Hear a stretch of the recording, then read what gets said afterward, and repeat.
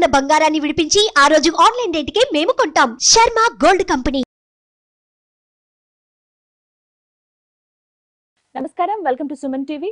నేను గీతాంజలి. ప్రస్తుతం మనతో పాటు నైమిషారణ్య పీఠ వ్యవస్థాపకులు, ప్రముఖ ఆధ్యాత్మికవేత్త శ్రీ బాల బ్రహ్మానంద సరస్వతి గురుజీ ఉన్నారు. వారితో మాట్లాడదాం. గురుగారు నమస్కారం అండి. గురుగారు, జూలై 17వ తారీఖున తొలి ఏకాదశి, వ్యాస పూర్ణిమ, గురు పూర్ణిమ ఇలాంటి ఉంటారు. అసలు తొలి ఏకాదశి విశిష్టత ఏంటండి? తొలి ఏకాదశి అనేటువంటిది సాక్షాత్తు శ్రీ మహావిష్ణువు యోగ నిద్రలోకి ప్రవేశిస్తున్నటువంటి దినం. దీని వెనక ఉన్నటువంటి ఇతిహాసము, ఇతివృత్తం ఏంటంటే, అలనాడు శ్రీ మహావిష్ణువు వామన అవతారాన్ని స్వీకరించినప్పుడు, అంటే బలి చక్రవర్తిని పాతాళానికి పంపించాలి, మరలా దేవతలకు పూర్వవైభవం కలిగించాలి, వారి యొక్క అమరావతిని వారికి ప్రసాదించాలి అన్నటువంటి ఉద్దేశంతో మహావిష్ణువు వామన రూపంలో బలి యాగం చేస్తూ ఉంటే ఆ యాగంలో ఒక వటువుగా రావడం జరుగుతుంది. ఆ యాగ సమయంలో ఏది దానం అడిగినా ఇవ్వాలి. అందుకని ఆయన వచ్చి నాకు దానం ఇవ్వాల్సిందే అంటే, అప్పుడు బలిచక్రవర్తి మీకు మణులు కావాలా, లేక రత్నాలు, లేక గోవులు అంటే, తను ఏమొద్దు, నాకు 3 అడుగులు దానం ఇస్తే చాలని కోరడం, అడుగుతారు. అప్పుడు దానికి అంగీకరించడం బలిచక్రవర్తి.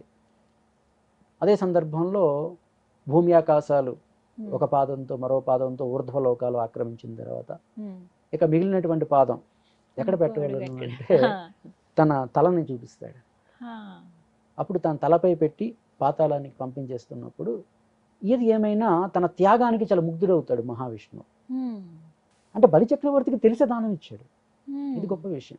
అంటే ఇప్పుడు వచ్చేది సాక్షాత్తు మహావిష్ణువు కాబట్టి నన్ను పాతాళానికి పంపించేస్తారు ఆయన అని తెలిసి కూడా దానం ఇచ్చారు. అంటే శుక్రాచార్యులు వారు చెప్పడం జరిగింది, వచ్చినవాడు సామాన్యుడు కాదు, ఆయన అడుగుతున్నది 3 అడుగులు ఎవరైనా అడుగుతారా, అప్పుడే నువ్వు అర్థం చేసుకోవాలి, ఆయన సాక్షాత్తు విష్ణువు కాబట్టి ఇది నీకు పతనానికి దారితీస్తూ ఉంది అని చెప్పినప్పటికి కూడా తను నిరాకరించి, సాక్షాత్తు విష్ణువే కదా, ఇప్పుడు విష్ణువే నాకు దానం అడుగుతుంటే ఆయన చెయ్యి కిందుండి నా చెయ్యి పైన ఉండడం అనేది చిన్న విషయం కాదు, కాబట్టి విష్ణువే అడుగుతున్నారు కాబట్టి ఖచ్చితంగా ఇచ్చి తీరుతాను, ఆయనకే నా జీవితం అంకితం అని చెప్పి అంత త్యాగానికి తను సంసిద్ధపడ్డాడు. కాబట్టి ఒకవైపు దేవతలకు అమరావతిని ప్రసాదిస్తూ మరోవైపు బలిచక్రవర్తిని అనుగ్రహించాలి అని మహావిష్ణువు అనుకోవడం జరిగింది.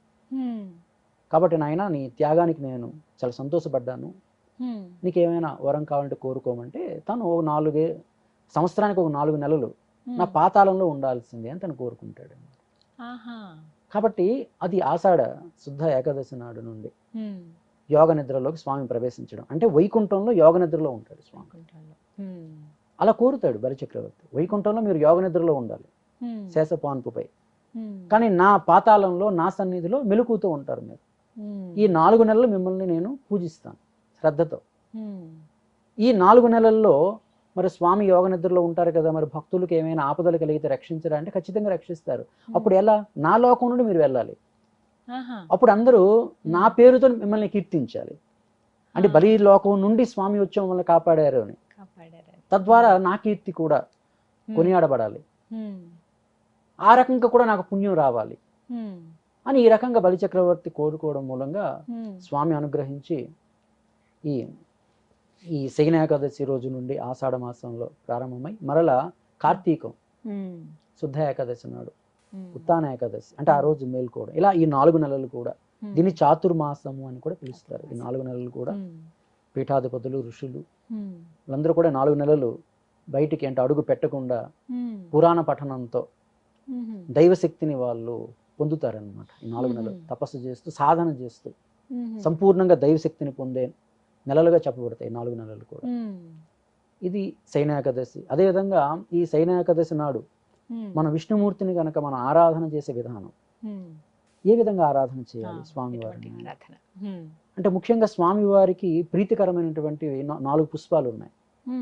అది శయన ఏకాదశి రోజు మనం ఆ రకంగా పూజ చేయగలిగితే విశేషమైనటువంటి ధనాన్ని స్వామి ప్రసాదిస్తాడు అని చెప్పబడింది మనకు. ముఖ్యంగా నరసింహ పురాణము, అదేవిధంగా నారద పురాణంలో చెప్పబడింది.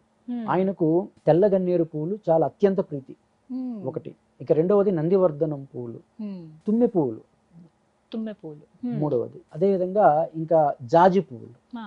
ఈ 4 పువ్వులు అంటే స్వామికి అత్యంత ప్రీతట.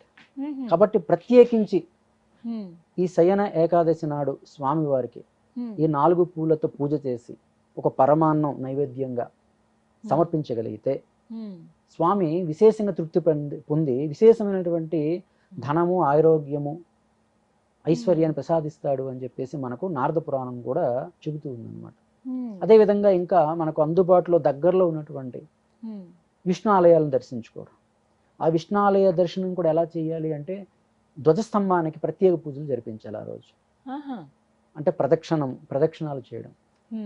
ఆ రోజు చేయాల్సినటువంటి ప్రదక్షిణం ఏంటంటే సరి సంఖ్యలో చేయాలి. సాధారణ ప్రదక్షిణం బేస్ సంఖ్యలో చేస్తాం, 3 సార్లు చేయడం.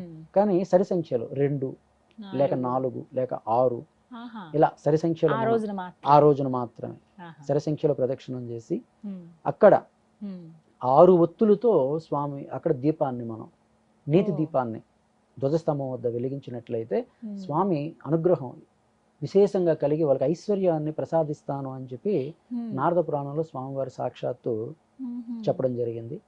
అంత విశేషమైనటువంటి గొప్ప పర్వదినం శయన ఏకాదశి. శయన ఏకాదశి అంటారు. స్వామి నిద్రలోకి వెళ్తారు, యోగ నిద్రలో ఉన్నట్టే.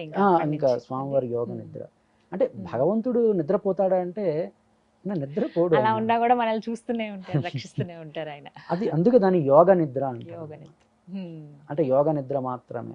అందుకే మనకు పూరిలో జగన్నాథ స్వామి వారిని మనం చూస్తే ఆయన కంటికి రెప్పలు ఉండవు, స్వామివారు చొక్కా నయనం అని పిలుస్తారు వరుసలు.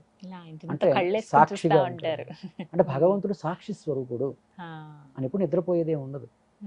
కాబట్టి మన దైనందికంలో భగవంతుని ఉపాసన చేసినప్పుడు ఉదయం సుప్రభాతం పలకడం, తరువాతను షోడశోపచార పూజలు చేయడం, మధ్యాహ్నం నైవేద్యం, ఇలాగ సాయంత్రం నైవేద్యాలు సమర్పించి మరలా మనం నిద్రపోతున్న సమయానికి స్వామివారికి మనం మళ్ళా నిద్రపుచ్చుతాం.